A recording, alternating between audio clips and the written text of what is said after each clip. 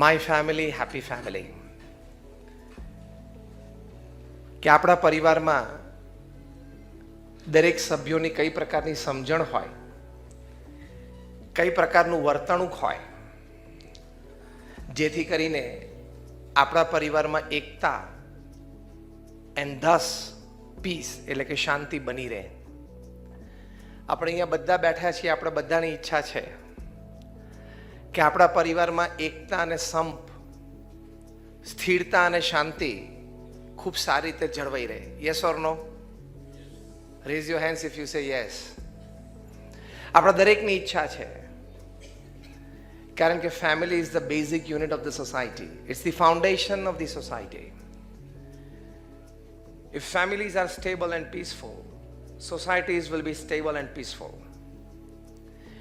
If societies are stable and peaceful, nations will be stable and peaceful. And if nations are stable and peaceful, there is world peace. પણ તમને કદાચ પહેલો પ્રશ્ન એ થાય કે એક સંત છે જેને સંસાર છોડ્યો છે, ત્યાગાશ્રમમાં જેને કોઈ ગ્રહસ્થાશ્રમનો પરિવારનો કોઈ અનુભવ નથી, જે બ્રહ્મચારી છે એ આ ફેમિલી વેલ્યુઝ ઉપર ને પારિવારિક એકતા અને શાંતિ માટે કેવી રીતે ટિપ્સ આપી શકશે, શું વાત કરી શકશે? પણ બીએપીએસ સ્વામિનારાયણ સંપ્રદાયમાં ભગવાન સ્વામિનારાયણે જે રીત પ્રસ્થાપિત કરી છે અને પરમ પૂજ્ય પ્રમુખ સ્વામી મહારાજ અને પરમ પૂજ્ય મહંત સ્વામી મહારાજે જે રીતે વિચરણ કર્યું છે, તેમાં સંતો અને હજારો ગૃહસ્થોનો સીધો સંબંધ છે. સંતો તમારા ઘરે પધરામણીએ આવે છે, તમે પ્રેમથી બધી વાત એમને કરો છો. શિબિર પણ થતી હોય, એટલે કે એન્યુઅલ કન્વેન્શન્સ પણ થતા હોય, જેમાં આ બધા વિષયો ઉપર વાત ચર્ચા એ પણ થતી હોય. ગ્રુપ ડિસ્કશન્સમાં બેઠા હોય ત્યારે દરેક જનરેશન સાથે, with the kids, with the teenagers, youngsters, with the elders પણ બેઠા હોઈએ, ત્યારે વાર્તાલાપ થાય, ચર્ચા થાય, સમાધાન માટેની વાતો થાય. અને એના કરતાં પણ વિશેષ પરમ પૂજ્ય પ્રમુખ સ્વામી મહારાજે જે સમાજમાં વિચરણ કર્યું, પ્રમુખ સ્વામી મહારાજ એમના જીવનકાળ દરમિયાન દુનિયાના 60 દેશોમાં 18,000 ગામડાઓમાં ગયા અને 18,000 ગામડાઓમાં ઘરે ઘરે ઝૂંપડે ઝૂંપડે ફરીને જનજીવનને બહુ નજીકથી જોયું. પારિવારિક અને વ્યક્તિગત જીવનમાં જે પ્રશ્નો ઊભા થાય છે બહુ નજીકથી એમણે જોયા છે અને એનું સમાધાન પણ ખૂબ સુંદર એમણે એમના અનુભવ પરથી આપ્યું છે. સાથે સાથે લોકોને નાના મોટા પ્રશ્ન હોય તો પ્રમુખ સ્વામી મહારાજને પત્ર લખતા. એ રીતે પ્રમુખ સ્વામી મહારાજ એમના જીવનકાળ દરમિયાન 7.5 લાખથી પણ વધારે પત્રો વાંચ્યા અને એનો ઉત્તર આપ્યો. એમાં વ્યક્તિગત પ્રશ્ન હોય, પારિવારિક પ્રશ્ન હોય, સામાજિક પ્રશ્ન હોય, વ્યવસાયિક પ્રશ્ન હોય. પ્રમુખ સ્વામી મહારાજે એમના જીવનકાળ દરમિયાન 3.5 લાખથી વધારે ઘર, ઓફિસ, ફેક્ટરી કે શોપમાં વ્યક્તિગત પધરામણી કરી છે. લગભગ 45 વર્ષ સુધી રોજ સાંજે આવી રીતે 1.5-2 કલાક સત્સંગ સભામાં જન સમુદાયની વચ્ચે રહ્યા. પોતે વ્યક્તિગત મુલાકાત આપતા, એમાં પણ લોકો એમને પ્રશ્ન પૂછતા, ત્યારે એવા more than 2 million people he met personally to guide them in the problems that they face in their life.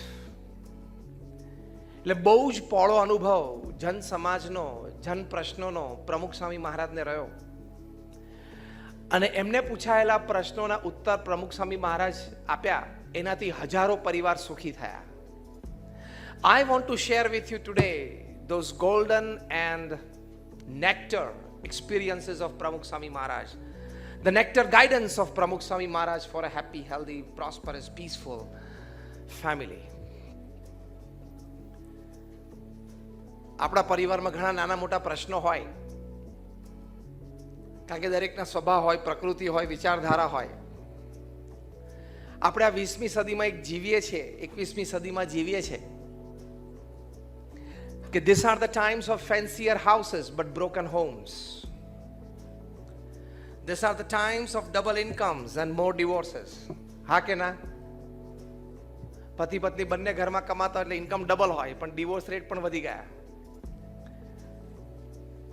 These are the times of high-rise buildings and low-rise characters. મકાનો બધા ઊંચા થતા ગયા. 20 માળ, 30 માળ, 50 માળ, 100 માળ. મુંબઈમાં દુનિયાનું સૌથી ઊંચું રેસિડેન્શિયલ ટાવર બને છે. 110 માળનું રેસિડેન્શિયલ ટાવર. કમર્શિયલ ને ઓફિસ તો ઘણા બધા હોય. 110 સ્ટોરી રેસિડેન્શિયલ ટાવર એટલે 110માં માળે પણ ફેમિલી રહેશે.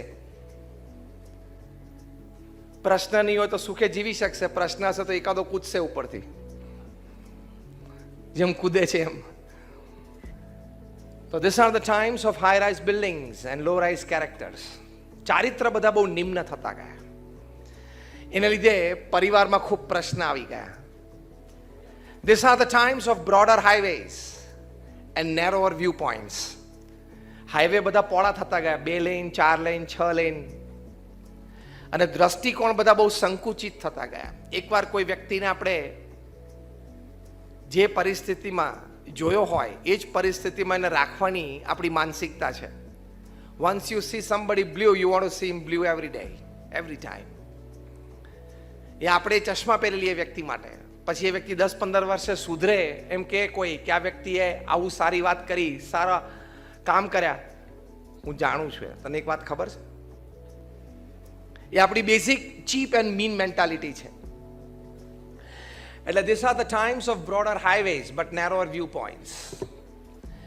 These are the times where man has gone all the way to the moon and has come back, but he finds it difficult to cross the road and meet the new neighbor. ગુરુત્વાકર્ષણની બહાર જઈને ચંદ્ર પર જઈને માણસ પાછો આવી ગયો, પણ કોઈ પાડોશી હોય એને મળવું, એની સાથે વાર્તાલાપ કરવો, એનો પરિચય કેળવવો એ બહુ અઘરું પડે છે. અહીં તો તમારે ફ્લેટ સિસ્ટમ નથી. દેશમાં તો ફ્લેટ સિસ્ટમ હોય, લિફ્ટમાં ભેગા હોય, 6 મહિના સુધી ભેગા ફરતા હોય ને તોય ખબર ના હોય કે he is on my floor, he is the new neighbour. એટલું સ્વાર્થી જીવન થઈ ગયું, સંકુચિત જીવન થઈ ગયું. In my circle I am fine, I don't want to step out of my circle, I don't want to step out of my comfort zone. એ આપણી એક વિચારધારા થઈ ગઈ. These are the times of guided missiles and misguided man. ICBMs બધી guided missiles આવે ને, 5000 kilometres, 10,000 kilometres nuclear વોરહેડ લઈને જાય. બહુ સેટેલાઇટ ગાઇડેડ મિસાઇલ્સ હોય, પણ મિસગાઇડેડ main. These are the times where we have broken the atom and we have produced tremendous amount of energy, but we find it difficult to break a prejudice. Atom તોડ્યો, શક્તિ પેદા કરી, પણ પૂર્વાગ્રહ તોડી નથી શકતા.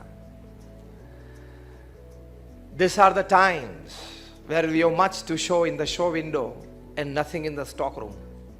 દેખાડવા માટે આપણી પાસે બહુ બધી વસ્તુઓ છે, પણ હૃદયમાં શુદ્ધ ભાવના, મનમાં પવિત્ર વિચાર એ બહુ ઓછા થતા જાય છે. That is the principal reason for all the problems that we face in our personal lives, in our family lives, and even in our business lives. Man is working more by the head and less by the heart. એક પ્રશ્નોનો મુખ્ય કારણ છે. એટલે આ પરિસ્થિતિમાં અત્યારે આપણે 20મી 21મી સદીમાં જીવીએ છીએ. એ પરિસ્થિતિમાં કેટલા બધા પ્રશ્નો સર્જાય છે. પૃથ્વી પર તો રહેવા દઈએ, આપણે પરિવારમાં રહીએ છીએ. પરિવારમાં પણ આપણે સુખી રીતે જીવી શકીએ તો પણ it's quite a good successful life, isn't it? તો પરિવારમાં જે પ્રશ્નો છે એને લીધે કેટલા બધા વિભાજનો થાય છે. પરિવારમાં જે પ્રશ્નો છે એને લીધે કેટલા બધા સુસાઇડ્સ, આત્મહત્યા થાય છે. પરિવારમાં જે પ્રશ્નો છે એના લીધે ઘણા બધા મર્ડર્સ થાય છે. અને મોટામાં મોટું દુઃખ તો પૃથ્વી પર એ છે, જે વાસ્તવિકતાને આપણે સામનો કરી રહ્યા છે, એ પરિવારના પ્રશ્નોના લીધે ચારિત્રહીન ભવિષ્યની પેઢી જે તૈયાર થાય છે. The next generation with lesser values, more of materialism, more of show and less of possessions, એટલે કે value possessions. એને લીધે સમાજમાં બહુ મોટા પ્રશ્નો થાય છે. અને we don't live a happy life. Man is born crying. હા કે ના? આપણે જન્મ્યા ત્યારે રોતા હતા ને? Man is born crying, he lives complaining, and he dies unsatisfied. આ બ્લુપ્રિન્ટ છે બધાની. આ બધાના જીવનની એક બ્લુપ્રિન્ટ છે જે બહુ હકીકત છે. એટલે પરિવારમાં જો સુખ શાંતિ ને આનંદ હોય તો વ્યક્તિગત જીવનમાં અને વ્યવસાયિક જીવનમાં પણ ઘણી બધી સ્થિરતા આવશે. કારણ કે there is one place called home in everybody's life that when he comes back to his home, comes back to his family, he can find peace, he can find comfort. ત્યાં પીસ અને comfort હોય તો માણસ દુનિયામાં તો ગમે ત્યાં લડી લે. ગુજરાતીમાં કહેવત છે, માણસ બહારથી હારતો નથી, ઘરથી હારી જાય છે ને. ગુજરાતીમાં આપણે કહેવત, બહારથી હારતો નથી, ઘરથી હારી જાય છે. Even if you are a successful businessman, but if you have lost your family, if you have lost your own self, you are basically a loser. At the end of the day, you are a loser. એટલે પારિવારિક એકતા, પારિવારિક શાંતિ એ જીવનમાં ખૂબ આવશ્યક છે.